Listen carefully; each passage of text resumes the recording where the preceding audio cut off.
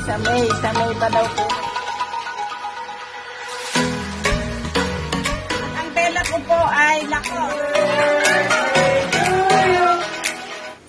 Hi guys! Welcome to my YouTube channel. Ito na naman ako, ang inyong lola. Katulad ng pangako ko sa inyo, araw-araw po ako mag-upload hanggang kaya ko. Ngayon, ang lulutuin ko ngayon ay yung aming ulam ngayong gabi. Yan. Ang luto po na gagawin ko ay yung adobong paa ng manok. Yan. Ito po ay binili ko sa halagang 75 pesos lang. Tapos malulusog ito guys, magnolia yung paa. Yan.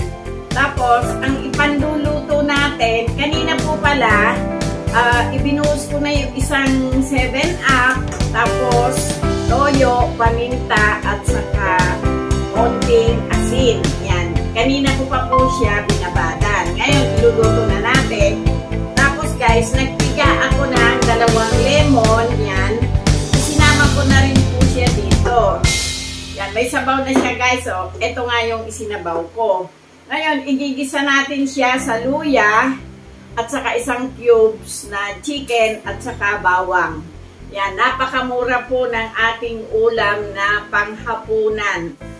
Oh guys, ito na. Lulutuin na natin yung ating adobong paa ng manok. Yan. Lalagyan na natin ng mantika.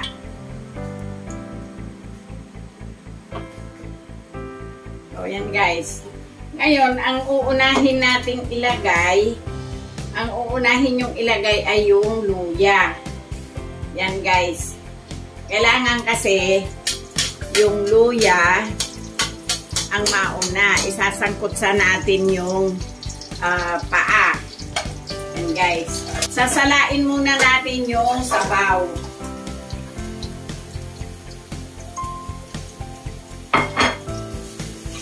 Kasi mamaya natin ilalagay muna natin yung pinakapaa.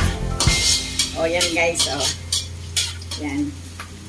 Ngayon, nakikita nyo to. Ano po to? Tanglad. Ano po siya? Lemongrass, sabi nila. Pero tanglad po ito. Yan. Sinasama ko po sa paggisa yan para yung amoy, yung kanyang maisalin doon sa chicken. Masarap din po kasi yung amoy niya at saka nakakawala po talaga ng lansa. So yan guys. Pwede na natin ilagay itong bawang. Kasi may bawang na rin naman ito eh.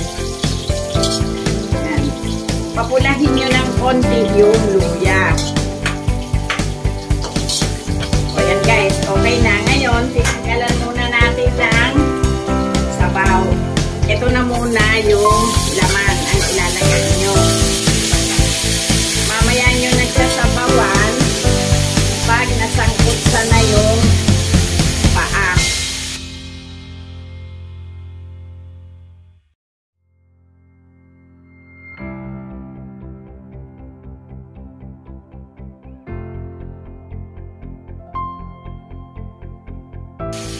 O, ayan guys, o. Ngayon, yung sabaw na tinanggal natin, ilalagay na po natin. Oh, yan guys. Tatakpan natin mga 15 minutes bago natin balikan ulit. Oh guys, luto na yung ating adobo. Yan. Hahanguin na natin.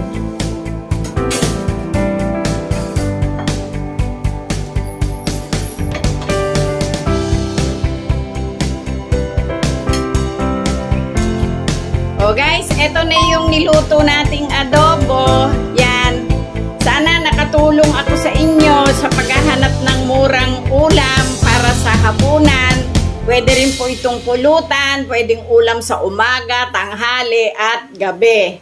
O yan guys, huwag nyo naman kalimutan mag-subscribe para kay Lola, paki-share na rin, at paki-like na rin para sa susunod na mga i-upload kong luto natin na makakatulong na yung mga murang lutuin, murang pagkain na masarap din po naman. O yan, salamat. Thank you po sa inyong panonood.